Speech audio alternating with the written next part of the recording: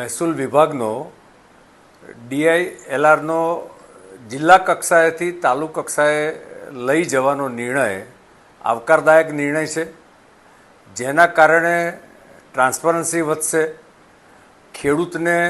એના જોઈતા સર્ટિફિકેટો ઝડપથી મળશે અને 33 કચેરીના બદલે 327 કચેરી ખોલવામાં આવશે. તેથી જે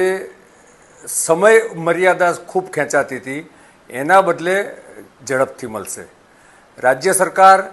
મહેસૂલ વિભાગમાં હરહંમેશ ઇઝ ઓફ ડુઈંગ બિઝનેસનો વિચાર કરીને જુદા જુદા નિર્ણયો ઓનલાઈન થાય એ પ્રકારના પ્રયત્ન કરે છે અને તાલુકા કક્ષાએ આ વ્યવસ્થા ઊભી કરવાથી સરકારની ડિસેન્ટ્રલાઇઝ વ્યવસ્થા ઊભી કરવી,